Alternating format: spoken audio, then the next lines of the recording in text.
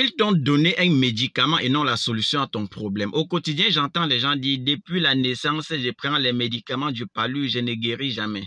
Aujourd'hui, je suis en santé. Demain, je chauffe. Après-demain, j'ai les maux de tête, j'ai les nausées, j'ai des vomissements à répétition, les céphalées. Parce qu'on t'a donné le médicament et non la solution à ton problème. À un moment donné, il faut chercher la solution à un problème que de prendre des médicaments à répétition. Pensez à ça. Vous allez voir la majorité des médicaments qu'on vous donne. À l'intérieur, ils n'ont pas pensé qu'une fois que le plasmodium est en vous, le germe du palu, une fois que c'est en vous, la cellule cible de ça, c'est des hématies, vos globules rouges. On va vous donner le médicament qui doit aller tuer simplement, batailler plutôt avec le plasmodium. Mais on ne doit jamais vous donner un médicament qui doit, je peux dire quoi, qui doit régénérer les hématies, qui doit régénérer les globules rouges qui sont en vous.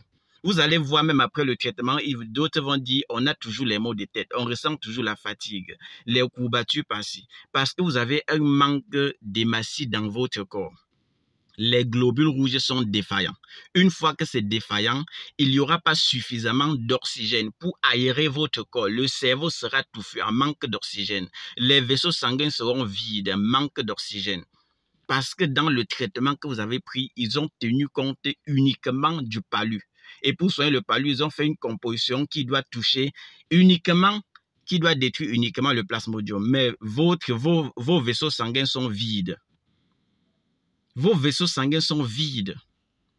C'est pour cette raison que vous allez voir la majorité, ou bien, pour ne pas dire tous ceux et celles qui ont pris le médicament, par exemple Palugo, peuvent témoigner de l'efficacité. Ceux qui ont pris Palugo chez nous, par exemple, peuvent témoigner de l'efficacité de ce produit, Palugo. On a tenu compte de tout ça. On a tenu compte de tout ça.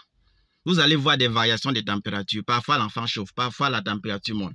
Le plasmodium, une fois dans votre corps, sa cellule cible, c'est des globules rouges. Ça part éclater, ça bouffe les globules rouges. Quand ça bouffe, la température va augmenter.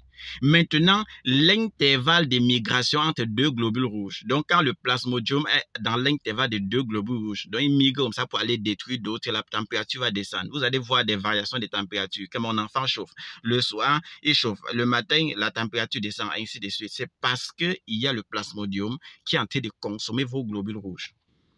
Mais nous avons pensé à ça en faisant ce médicament que vous voyez là. Vous allez voir la majorité des bosses. Dans leur voiture, il y a toujours ça. Parce que c'est très facile à prendre. 3 bouchons au matin, 3 le soir.